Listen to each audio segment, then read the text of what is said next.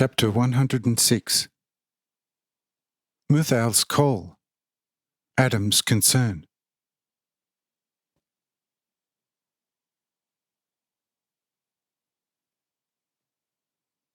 When the whole company was outdoors, they were received by the children of the morning, who literally competed among each other to how they could serve the fathers in the best way.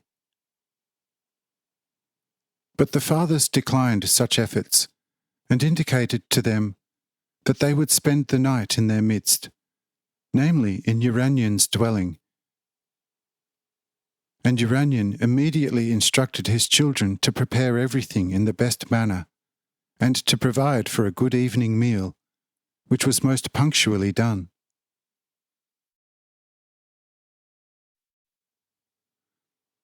But when Purista finished cleaning her kitchen, and gave God the honour and the true praise of her heart, she too followed the company outside, in order to inquire whether she should prepare an offering in the kitchen for the following Sabbath, or if the fathers would go home to the height to execute the sacrifice.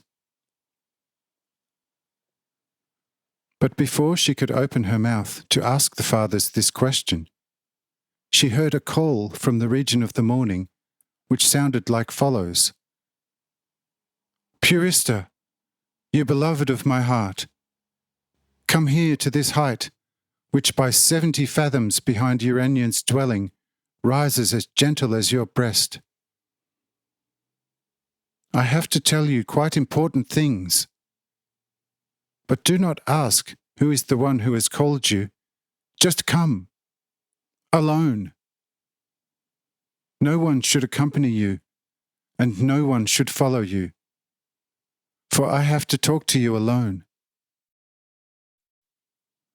But do not be afraid, because not a single hair of you will be harmed." But since all other members of the main company heard this call, and therefore also Adam, he at once went to Hanoch, saying, "Well, all praise to the Lord, because a large stone fell from my heart. For this is Muthal's voice, and so it is clear that he is still alive and have not suffered any accident. But what important matters does he have to discuss with Purista so late in the evening alone? Indeed, the matter appears to me a little suspicious now. For behold, the girl, when she had heard the call, ran off without looking to us, like a fox when stealing a chicken. Therefore, this matter looks a little suspicious to me, and we should go and investigate a little what my good Muthal wants to do and talk with Purista alone."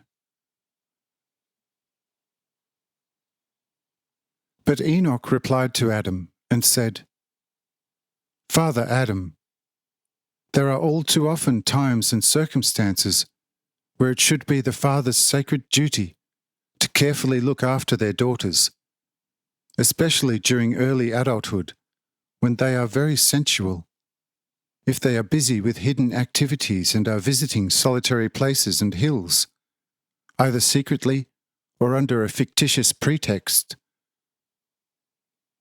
For this we have sad examples enough, and the consequences are not foreign to us, which have emerged from such maiden secret activities, and visits to secluded places, and the children in the region of midnight are mostly of such origin.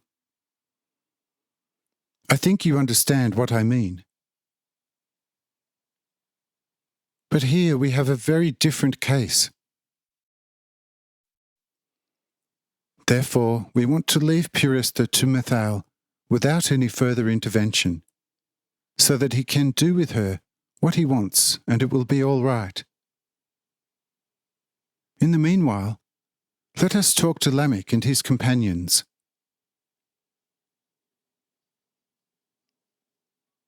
But this time Adam was not satisfied with Hanoch's speech, and therefore said to Hanoch, "My son Hanoch, I am not altogether satisfied with your words.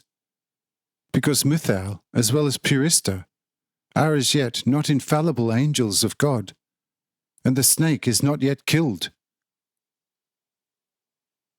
Enough that they still have their free will. They can be tempted and can easily fall during the temptation if we leave them alone.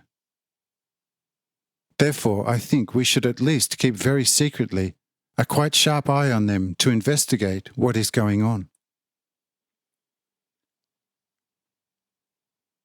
And Enoch said, Father, if you are worried, thus go and be a spy.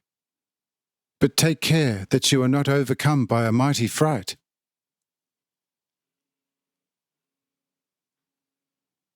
But Adam did not let this stop him, and went to see what Purista was going to do with Mithal on the mount. But he hardly came as far as the back of Uranion's dwelling, when he saw the whole mount in flames, and below the fire at the foot of the hill, a whole herd of the fiercest tigers, which, when they noticed Adam, gave signs to get up. Here, Adam jumped backwards, violently startled, and returned breathlessly to his company, and told them with broken words what he had seen.